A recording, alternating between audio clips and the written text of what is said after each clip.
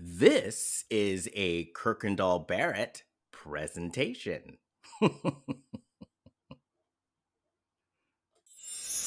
Well, hello, everybody. It is your favorite day of the week.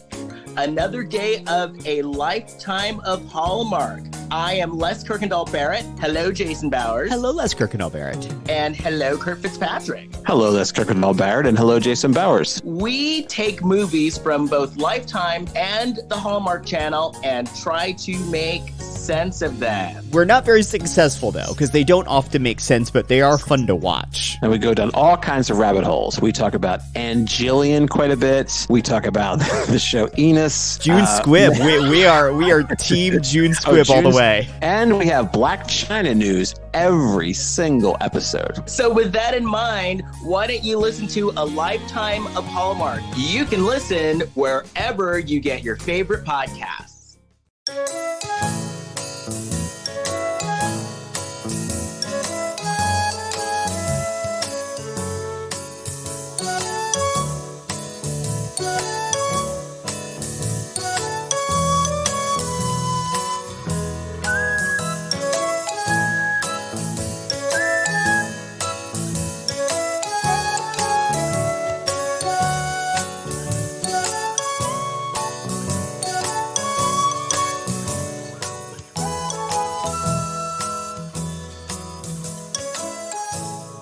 Well, hello, everybody. It is your favorite day of the week. It is time for another episode of the Reality Reading Rainbow, where I talk about books written by your favorite reality stars.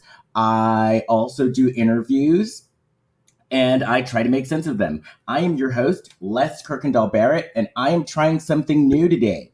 I am actually recording the podcast on video as I recorded on audio. And if this all works out, I will not only start having my podcast up wherever you can find your podcasts, I will also have a video version of it on either Instagram or YouTube.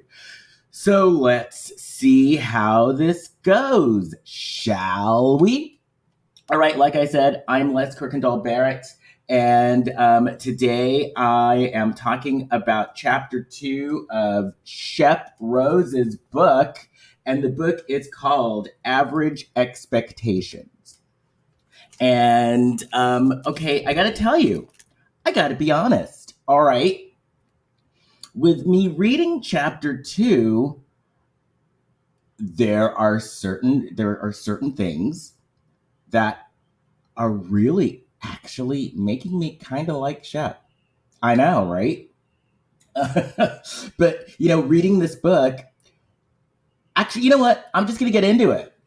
And yeah, I'm going to be honest. There are some certain things that I do disagree with him on, but I'm finding myself actually agreeing with him more often than not. I know. So let's get into this. All right. So I'm going to put my notes here because I've got notes, folks. Okay, so his Shep's through line of this book is how, he's kind of working his way to the middle and people have low expectations of him. He says that he went to college and business school. He said he didn't want a traditional career, which, hey, you know what?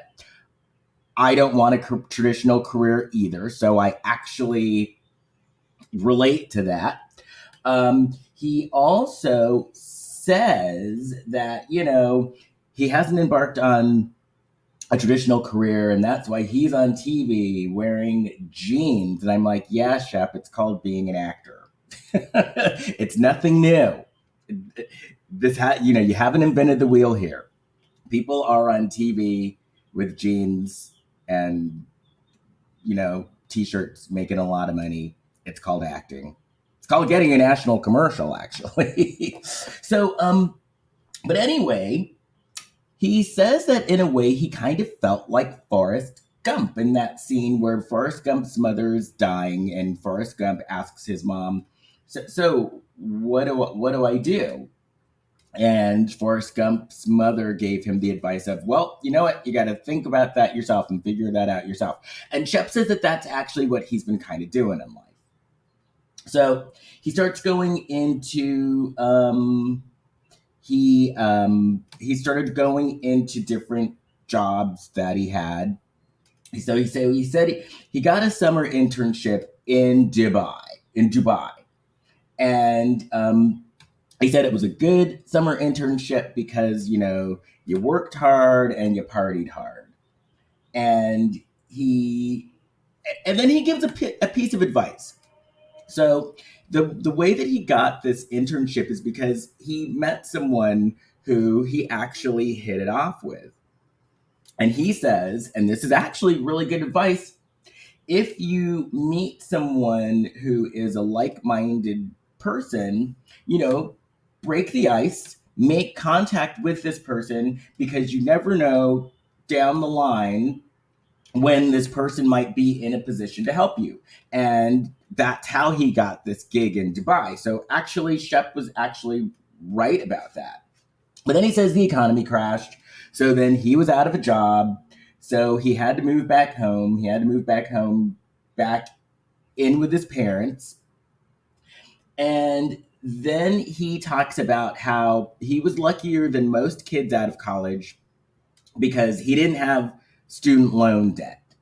Since his family was well-to-do, he didn't have to deal with the pressure of student loans. And he actually says that he's grateful for having that, which I actually kind of liked the fact that one thing about Shep in this book that I'm starting to figure out, and so in certain ways, yeah, he can come across as pretty snotty, I'm not gonna lie, but then in other ways, he's starting to come across as kind of humble as well.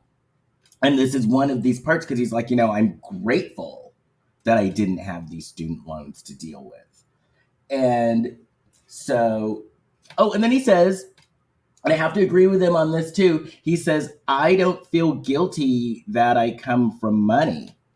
And you know what? I'm an actor. I'm in a business where, you have people who consider themselves starving artists and, they spend their careers suffering and scraping by. But then, they have disdain for people sometimes who, decide to go into television or decide to do that national commercial or decide to do those TV shows. And they call it selling out. And I personally believe that that's a bunch of bullshit. I believe there's no such thing as a sellout. It's called show business. It's not called show fun. It's not called show friends. It's not called show poverty. It's called show business. And I believe that, you have a right to pursue your art and make a decent living pursuing your art, right? And I feel that there's nothing wrong with there's nothing wrong with success, and there's nothing wrong with wanting to be successful, and there's nothing wrong with making money. Oh, I'm looking at myself. One thing about recording this on camera and recording the podcast at the same time is I'm starting to notice something. I'm like, oh my God, my lips are chapped. So excuse me for a second. I'm going to put on some chapstick here. Here we go. Make my lips look a little less chapped. All right. Chapstick is on. Let me continue. So anyway, I say there's nothing wrong. There's nothing wrong with having money. So, I have to agree with Shep on this. Why should he feel guilty for coming from money? Hey. So then he says he moved to Hilton Head, South Carolina. He said that he liked Hilton Head because what he liked about Hilton Head is that it was small, and he says he likes places where you can kind of get to know people and you kind of get to know your surroundings. He says he doesn't understand the big appeal of New York. He says that New York is too big for him. I love New York. I lived in New York before I lived here in LA, and I fucking loved every minute of it. But anyway, this is not about me, though. It's about Shep. So, Shep says he likes Charleston because it's not too big, but it's not too small. He says he parties a lot. No shit. This is Shep we're talking about. He starts going into some of his shenanigans. He said he once dated a female cop. He said how he met her is he was out drunk. He lost his phone. The cop actually, I guess he called it the next day or something, and the cop helped him find the phone.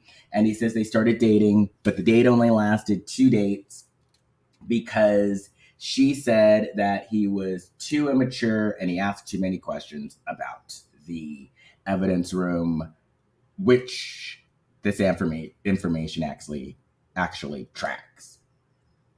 So anyway, so he said that he had a thing where he bought distressed homes and fixed them up for a while. And you know what? I was thinking about this.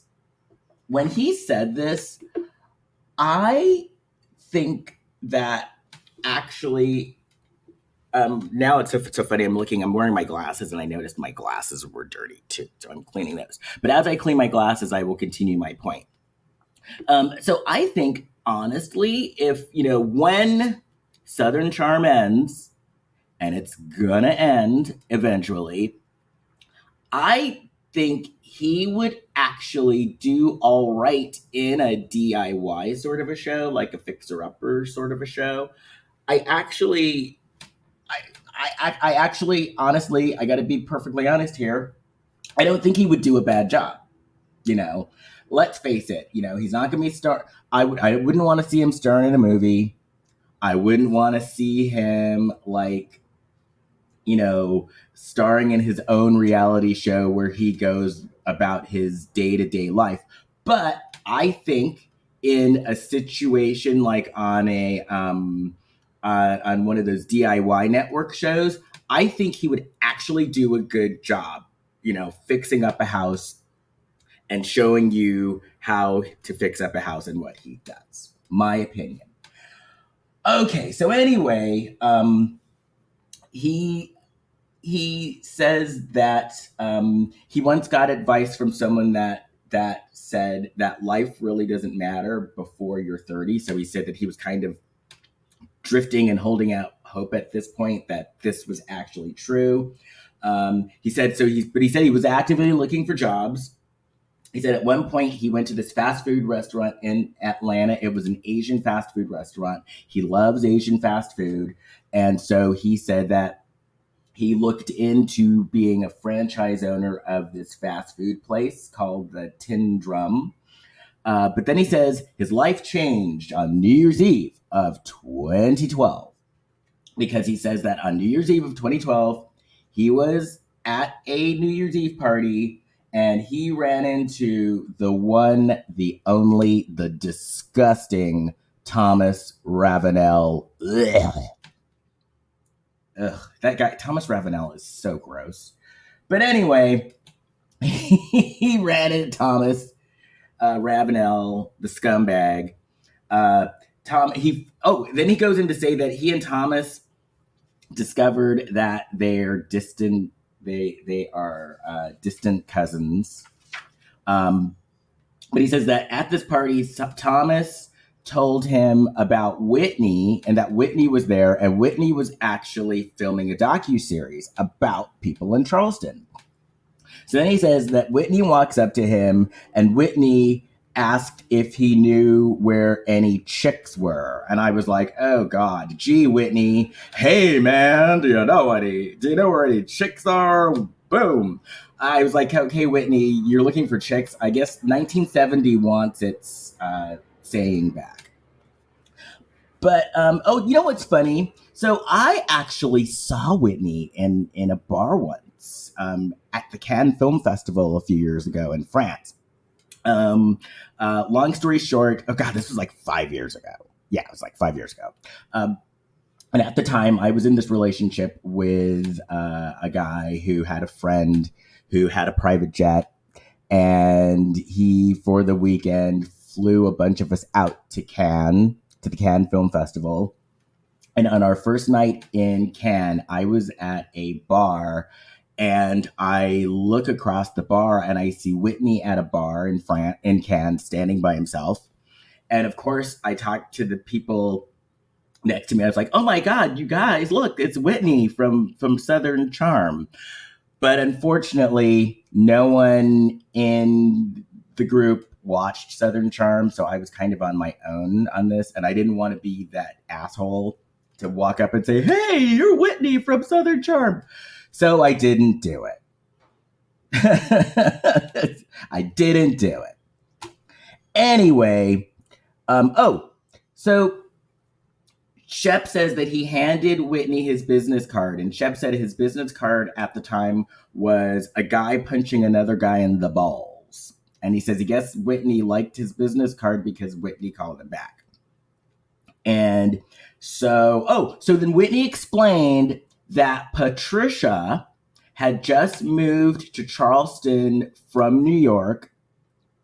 And so when he would go to visit Patricia, he noticed that Charleston was full of people who were characters. And so that's why he decided to film this show, which I was shocked because I thought that Patricia was like fucking Southern Belle born and raised. So I was like, oh, wait, Patricia lived in New York? Okay. So that was news to me because, yeah, I totally thought Patricia was like this total like Southern Belle. Anyway, so Whitney offered to put Shep on the show. Shep said at the time he was against reality TV, which is what they all say. But he says that he ended up having a meeting with this manager, with a bunch of people from the show, and he took them to a strip club. And then the rest, as they say, is history. He says that the manager told him that they liked that Shep came across as an unabashed nitwit on camera. Shep says he sounded like a dilettante. And he said that the lesson that he learned from this, though, is he learned not to try too hard for the camera. Because he says the camera never lies. Which, once again, I'm like, oh my God. Shep actually gave good advice. Because he's right. He's 100% right. And then he says that what your strategy should be is at first you should act like a dumbass to get their attention, but then you need to tone it down or you're just going to come across as a dumbass. Which, once again, I got to give him credit. He's not wrong about this. So then he says that he started to go through the contract negotiation thing. He then gives a bit of advice. He says, when someone from Hollywood sends you a contract, it takes forever. Which that's true too. He then says that he secretly had a desire to do stand-up comedy, but he never followed through with it because he didn't have any influences to persuade him to do this, because he says, growing up in Charleston, you just didn't meet people with aspirations like that. But then he says that when he went for advice from his mom said, Shep, you should have been on TV years ago. So that was that. So then he says he asked himself, if this was a shit show, can I walk away from this? And he said the answer was yes. Now, one of the advantages that Shep does have that a lot of these other people doesn't have is one that a lot of these people don't have is that, once again, he has money to fall back on. So he has the luxury of having an FU attitude about this gig, because if he loses this gig, he's not going to lose his livelihood. So you got to keep that in mind. All right. So then Shep goes into saying, and this is something I don't agree with him on. He says that when he meets people who look their nose, who turn their nose up at reality stars, it's because they haven't annied up in life themselves. Okay, Shep, I gotta disagree with that one because there are some reality shows out there where people act like just total fucking idiot douchebag assholes. And they're dumb. So actually, it's not hard to look at some of these people acting like idiots and turn your nose up at it because, you know, the people are acting like idiots on these shows. So I beg to differ with you on that. He then goes on to say that the people that turn he says that the celebrities that turn their nose up at reality TV a lot of times are celebrities whose careers aren't doing well themselves. And once again, I gotta say, Shep, I disagree with you on this one. Like I said, a lot of these celebrities with legitimate careers would rather have a legitimate career than, being on a TV show looking like a dumbass. I'm sure Meryl Streep wouldn't want to be seen on a TV show flipping a table. Right? Like, Glenn, we all saw Glenn Close do da butt on the Oscars last week, right? That's fine. But I'm sure even though Glenn Close, who did da butt on the Oscars, and did a good job of it, by the way, and was hilarious, I'm sure Glenn Close wouldn't want to be stuck in a room while someone's yelling about touching the Morgan letters. For those of you reality show people, you know that that's a callback to Real Housewives of New York when Sonia was flipping out in the Morgan house because someone touched the Morgan letters. I'm sure Glenn Close wouldn't want to be in a room with Sonia Morgan as she's like yelling, "Don't touch the Morgan letters!" So once again, I have to disagree with you on this. But then Shep did say something that actually I do agree with. And I've experienced this myself. He's like, the bigger the star, the nicer they were and the more curious they were. And I gotta agree with you. In my experiences, living in Hollywood and living in LA, some of the biggest celebrities that I have met are like the nicest people with no attitude whatsoever. Like, and I agree with them. The bigger celebrity that I've met, the nicer they have been. So that I do agree with you on, Shep. And then Shep says, well, I never set out to be the Daniel Day-Lewis of reality television. So Shep says he doesn't take his job as a reality show personality seriously. He says their job is to be there to amuse people and to take them away from their lives a bit. But, okay, Shep, I got to disagree with you on this part. As a Black person, Southern Charm has not been so amusing with all the racial shit that comes out. And, as a Black person, to be honest, I can barely watch Southern Charm with all the shit that came out about like Catherine and the monkey emoji and all that stuff. I don't want to, at one point I was a fan of this show, and at one point I really did like this show until the racial stuff started coming out, right? So if you guys could get rid of the racist bullshit and the racist people, I will be more than happy to give your show a shot again. Just saying. And I guess rumor is that there was a Black friend of last year who actually, another thing that annoys me is basically there was a character of color, Leva, and the last season, basically, from what I heard, was basically Leva schooling people about race, which I think is another bullshit trope to have a person of color on your show just specifically to school someone about race. And this friend of was a Black friend of that helped Leva school people.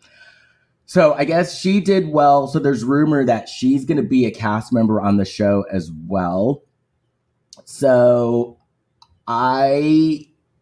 if she's on this show and they're not schooling people about race and just living normal lives like everybody else, I'm open to giving it a shot again. But if it's just going to be a black person schooling you on race, I've got better things to watch. You know, I can fucking watch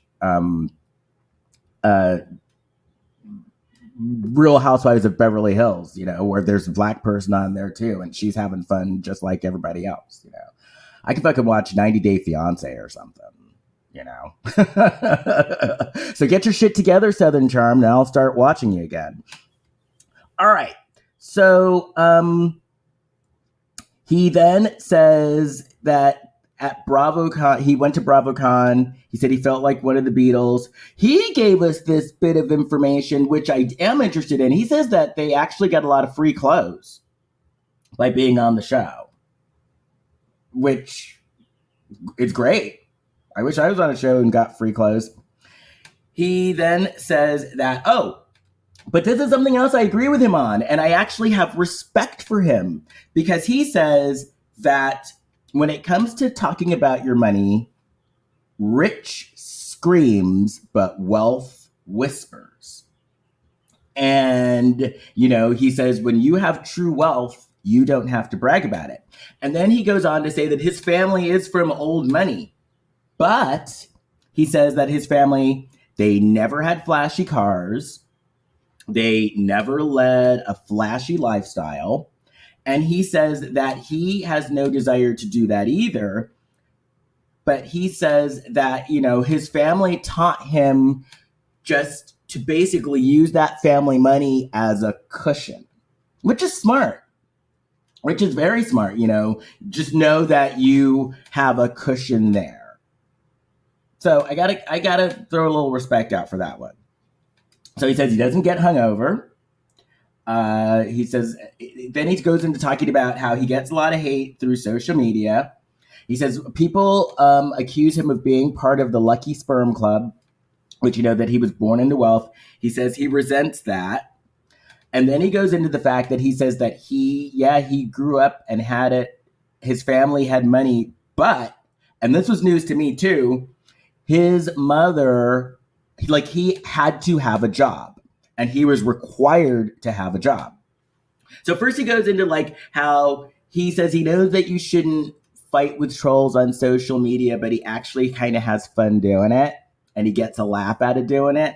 And he's like, yeah, I know that you shouldn't engage these trolls because it doesn't go anywhere, but I can't help myself sometimes.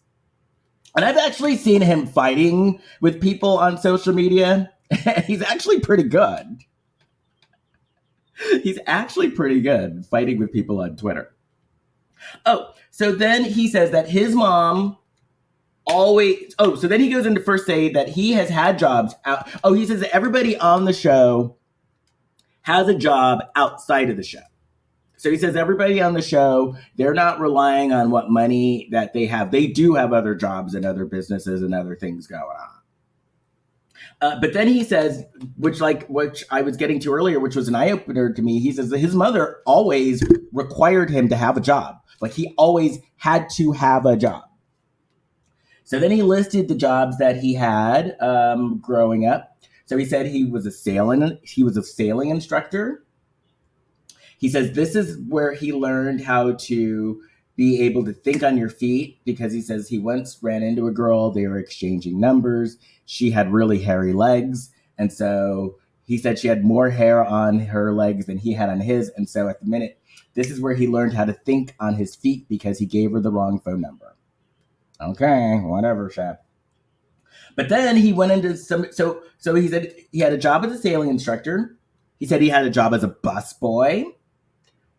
Because once again, he said his mom insisted that he worked, and if he didn't find his own job, she would find a job for him, and that's the job she found for him. He said he delivered pizzas. He said that he was a food expediter in a restaurant. He said he was a surf instructor. He spent time as a secret shopper, and he was also a market analyst.